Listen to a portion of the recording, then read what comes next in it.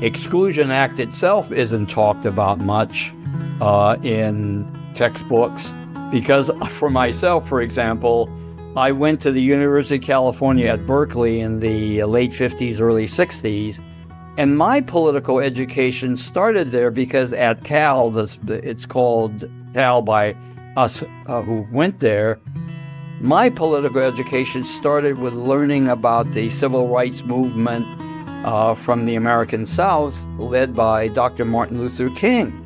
So I was very attracted to learning about American history through that lens. It was only later, because the civil rights movement, the freeing of the black slaves through the Jim Crow era, inspired so many other liberation movements in the 1960s in America, including the women's movement, the Latino movement, the Asian American movement, the LGBTQ movement. All of those came after the black liberation movement of the mid-1960s. So it was really very interesting to all of us to begin learning about ourselves. So that was, to me, a great thing about the American system of learning about ourselves and then trying to create a multicultural, multi-ethnic democracy. Everyone, welcome back to Living the Next Chapter. Have a great gentleman on the podcast here. We're going to be talking about his book, his heritage, the story behind his book as well. And I'm really excited to have William here on the podcast. You're going to love listening to this author and hearing his story. William, welcome to Living the Next Chapter. Thank you. Thank you for having me, Dave. Excellent. Tell everybody, William, where you are in this great big world of ours. I am in the San Francisco Bay Area, which is California, and it's we're having nice weather here as opposed to the heat wave elsewhere. So good. Enjoying it, right? Enjoying the summer, and it's okay. Not too bad. Good. We have what we call natural air conditioning here. There you go. I like that. That's great. For your journey, William, as an author, I would love to kind of get your sense of how this all started for you, that you thought, you know what, I'm going to write this memoir, and I'm going to sit down and become an author. Had you done any writing before this at all? Oh, yes. I'm a retired newspaper journalist, and my first book was a collection of my journalistic writings, mainly commentaries, analysis, columns, points of view, called Yellow Journalist Dispatches from Asian America.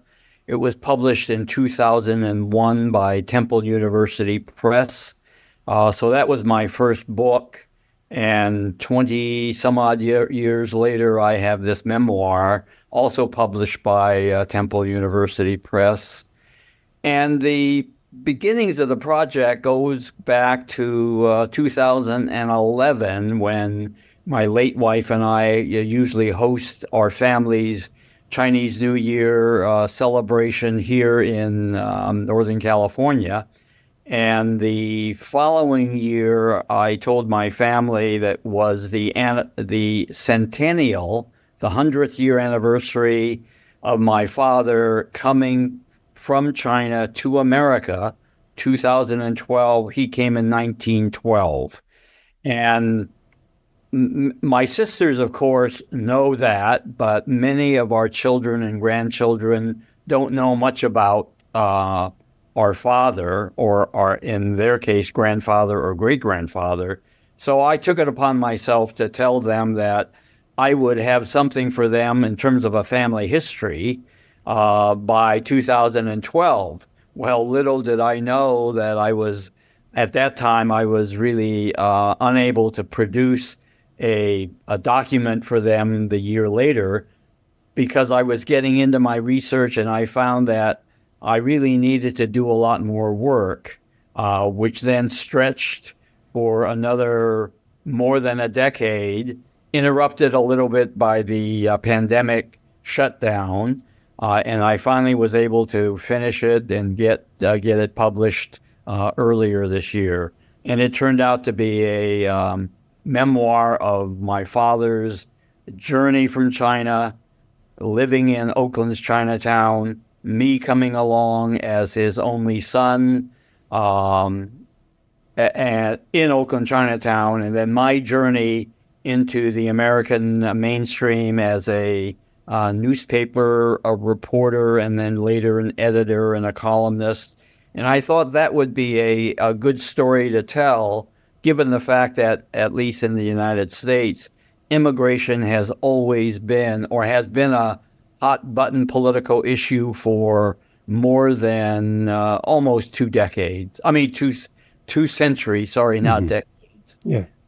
And I think it does tell a story that is little told from the standpoint of Chinese Americans and Asian Americans in a country that is quite diverse in terms of ethnicity and race and culture. Okay. How did your journalism background help you as an author writing this book? Well, it gave me the sort of mental tools to do the research, to look for as many truthful, factual information as I could get. I had documents both in Chinese and in English that told pieces of my father's story. The Chinese documents were family heirlooms, and I had them translated because I'm not literate in the Chinese language, and I don't speak it very well at all, at least the dialect that I grew up with. And as I said, I don't speak any Mandarin or very much Cantonese. But I had the English language documents were very interesting because when my father came here, first in 1912, and then when he returned to China from 1919 to 1933, he had to go through the process of coming through the Angel Island Immigration Station, which is right in the middle of San Francisco Bay, which was the place where the U.S. government immigration service enforced the Chinese Exclusion Act, which had been passed in 1882. And from those documents, I got transcripts of the interrogations. So I was really able to learn the process that my father went through multiple times. And when he brought his young family from China in 1933, there were further interrogations. So from all of that information, that's where I used my journalistic training of using documents to help paint the picture that I was seeking to tell. What was the initial draw to come to the U.S. for your father the first time? It was a matter of, as best I can tell, his elders seeking to find some fortune in America. And the Cantonese word for America, going way back even before my father came here, is Gum San, which means gold mountain. And that refers to the discovery of gold in California in 1848, which then set off a gold rush in 1849 of people from all over the world, as well as the eastern part of the United States, to come to California, which at the time was not even a state. San Francisco was not a city, but once the word got around in 1849, people from all over the world, including from my father's home area. Now, he wasn't yet born, but what was interesting is that the legacy of the gold rush from the mid-1800s persisted to the degree where in 1912, his parents said, "You should go to America, help us find some gold," if not literally, figuratively, or metaphorically, because we are relatively poor farmers, rice farmers, vegetable, produce farmers, and we would like your help. And we'd been hearing from people from our village and other areas near us that they've been able to find, quote, gold in America to either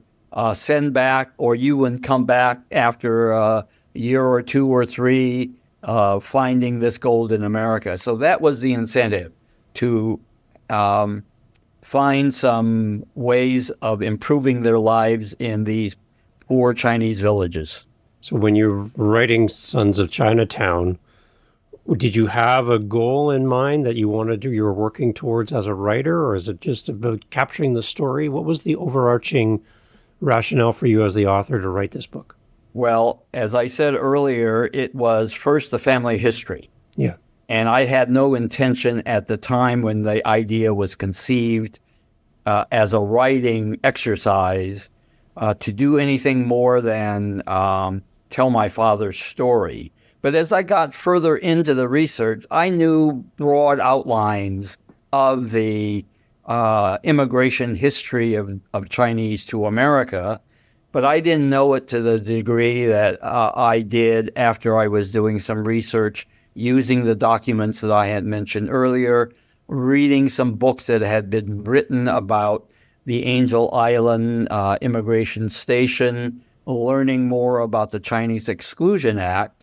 So that said to me that, and the fact that I've been sort of a long-time student of searching for my own identity, because the Chinese population in America during my father's time was very, very small. And as I grew up, it started to increase because the Chinese Exclusion Act was repealed in 1943 when I happened to be 2 years old. So by the time I grew up and started my own life, we were able to, me and my age cohorts, were able to begin integrating into America, getting jobs like as a newspaper reporter in my youth, and other fields too. So the curiosity for me grew as I started thinking about where I came from, which was a segregated Chinatown, where my first language was the dialect of my father, where I learned English starting in public school as a kindergarten student in the mid-1940s. All of that I began educating myself, learning more about who I was, or more interested in who I was. So that really was the process that I was using. And when I started this project, I said, I think I need to tell of the larger story of my father's immigration experience and my experience of integrating and assimilating into mainstream America. When your father comes to America, was it everything he hoped it would be, or did he find it very difficult? Well, it's hard to know what he had hoped for. I think initially, this is my guess, that he wanted to do what his parents wanted him to do because he was a teenager and he had no English skills himself. But when he got to Oakland as this mid-teenager, he did go to the public school near Chinatown that served Chinatown children. So he began to learn English, but his English wasn't super great. He was working in an herb shop in Chinatown, lived there, and then went back to China in 1919 to get married because his mother had found a girl in a nearby village, and that was the plan, to bring him back to the village, to marry and start having a family. But they decided somehow that he would return to Oakland, make some more money, and do the kind of a back and forth between Oakland, California, and the village in China over the next 10 or 12 years. So I don't think he had any grand ambitions. I think at first, he thought he would get his fortune in America, relatively speaking, returned to the village, but for whatever reason, and we don't know the answer to this, why he continued to come back to America. And I and my sisters, many years after his death, have ruminated and felt blessed, frankly, that he decided to finally settle in Oakland in 1933 when he brought his young China family over, because otherwise we wouldn't, the Oakland-born children, and my three older sisters and me, would not have the good fortune ourselves in achieving what we think is the American dream, which was getting into a middle-class life, having the freedoms that we have, but still having sort of an emotional attachment to our father's home country. What do you think your father would think about the book? Think about his story being told in this way? How do you think he would respond to this? Well, I do tell the story of my father and my mother's relationship and our Chinatown family dynamics in a very honest and I think fair-minded way, in the way, again, where my journalism training has taught me to tell the story. I'm not sure he would like what I say. Because I am very straightforward about conflicts within the family, conflicts with his wife, my mother, because they worked terribly hard to provide for their 7 children. And it was very hard work. And because of the Chinese Exclusion Act, Chinatown people, including my parents, had no opportunity to integrate into America and into a more middle-class life until I was, in my 20s. And by that time, my father was dead and my mother was retired. So it became a situation for them, a great struggle. But they always wanted their children, whether they stayed in China, which they didn't, or here in Oakland, they wanted us to have a better future, which to me is one of the definitions of the American dream. So they would probably not like the fact that I would tell everyone through my book of their struggles and but I think they would be proud of us to have achieved a better life that they had from the standpoint of wealth and success, however you define that.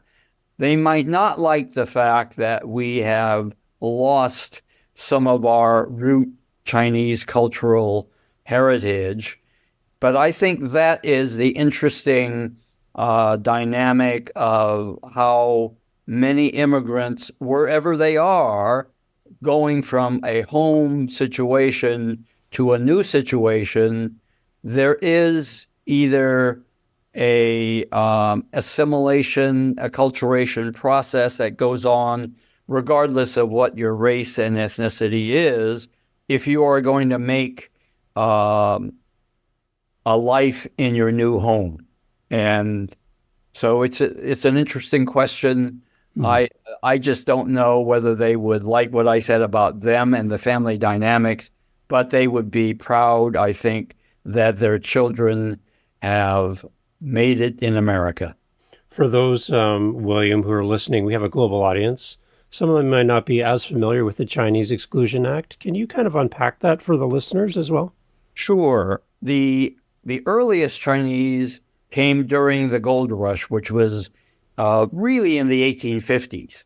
And they, along with people from all over the world, were in California, which then became a state, looking for gold literally in the foothills of California, just east of the Bay Area where we are now.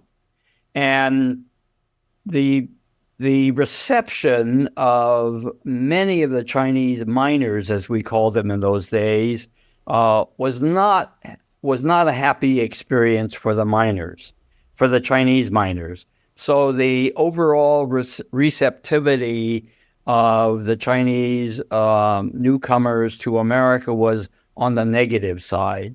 So that eventually, and then in the 1860s, when the Transcontinental Railroad in America was built, actually from sort of the Midwest to California, the Chinese laborers were recruited to build the western half of the Transcontinental Railroad. So the Chinese workers were very needed to develop the western part of the United States. And their labor was appreciated, their presence was not. And because the language difficulties, cultural difficulties, there was some racial animosity, some hate and violence against the early Chinese here. That all led to the 1882 passage by the United States Congress of almost all white men. I learned that there may have been 2 black representatives in Congress at that time, but the vast majority white men. I don't even know whether there were many, if any, women in Congress at the time. Passed the Chinese Exclusion Act basically as a way of reducing and eliminating the competition from Chinese workers who took lower pay than white workers. And the intent was not to have a Chinese population develop in America. So it was a very negative experience for the Chinese immigrants. But that still did not stop people from the southeastern part of China near Hong Kong from wanting to come because of the poverty conditions they experienced, because there still was the mythology of Gold Mountain, even though there really wasn't any more gold. But the trickle of Chinese who were able to get into America through what is known as the crooked path still established an incentive for people to keep coming, even though the restrictions were very high in keeping most of the migrants away. And one of the methods they used, and including what my father used, was to come in with false papers but get legally admitted. And these false papers were called paper sons or paper daughters, where a sponsor would be established as somebody who was born in America. Somebody in Chinatown would say, I have X numbers of children, mostly boys, and because I'm born in America, I can bring in children that I had in China, which was a very interesting dynamic unto itself. So that was the method that many Chinese men brought their paper sons, and in some cases paper daughters, to be legally admitted using false documents. And the Immigration Service, many of them skeptical about the status, but were unable to disprove that the paper son or paper daughter coming in was not indeed the son of a native. Okay. Very complicated. I wanted to tell that story because it is not told very often from the standpoint of an individual like my father. And I think maybe some of the traditional history books that we're going to read about in school don't go into depth into this part of the U.S. history as well. So having your book out there is a great resource, I think, to kind of shed light on this. You're absolutely right. The Exclusion Act itself isn't talked about much in textbooks because for myself, for example, I went to the University of California at Berkeley in the late 50s, early 60s, and my political education started there because at Cal, it's called Cal by us who went there, my political education started with learning about the civil rights movement from the American South, led by Dr. Martin Luther King. Mm-hmm. So I was very attracted to learning about American history through that lens. It was only later, because the civil rights movement, the freeing of the black slaves through the Jim Crow era, inspired so many other liberation movements in the 1960s in America, including the women's movement, the Latino movement, the Asian American movement, the LGBTQ movement. All of those came after the black liberation movement of the mid-1960s. So it was really very interesting to all of us to begin learning about ourselves. So that was, to me, a great thing about the American system of learning about ourselves and then trying to create a multicultural, multi-ethnic democracy. Wow. I love how you approach this, William. Like, your journalism is shining through here in the conversation, and your desire and passion for the facts and the history. I think that really makes your book stand out. And the fact that it ties right to your family as well. That's beautiful. Thank you. What does it mean to you, William, to have people critique your book, give you responses and reviews? What does that mean for you as an author to hear back from a reader? It's wonderful. I have gotten a number of individual positive 5-star reviews on Amazon, for example. And the ones that I like best are those who are not from my own ethnic group. And for example, I have a friend who is an Italian-American attorney who became a public official in Oakland, California, whom I knew when I was covering Oakland, California politics. And his background, very briefly, is this. His mother was coming from London to America, and she was pregnant with him. They ended up in Brooklyn, New York.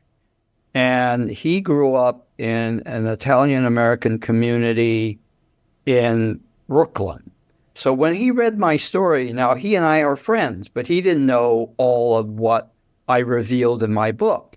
So it resonated with him because when he grew up in a Brooklyn Italian-American community, he had similar feelings of perhaps not feeling fully integrated into the America that is imagined, because America still has the identity on one hand of being sort of a white Anglo-Saxon Protestant society, which is totally not true. Among the founders it may have been, but in today's America, it's much more than that. Yep.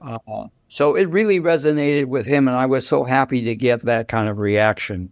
And I was so happy that people were got the message that I was trying to convey, that I was using our family story to illustrate both the good parts of America, which is a welcoming place where those of us newcomers can come in, find opportunity, and therefore find a safe and secure living environment. But at the same time, I point out that there is also still existent the bad America, where there are elements of American society that does not welcome newcomers at all, and especially people who are non-white. Because while we're chatting, William, I have your Amazon book up, your listing up online here. I'm scrolling through some of the reviews from your readers, and they love the book. Yes. Rebecca D. gave you a 5-star review, and she says that Sons of Chinatown is a fascinating memoir from a father's humble beginnings to a son's career as an American journalist. The journeys of the father and son intertwine with hardship, success, family, and history. Having lived in Oakland for a short time, the East Bay and Oakland-specific history was especially interesting for Rebecca, and the author has also shared rural Chinese culture and the process of transitioning to America and all that accompanied it, including insight into Chinese Exclusion Act, which we've talked about, and how his father and others navigated it.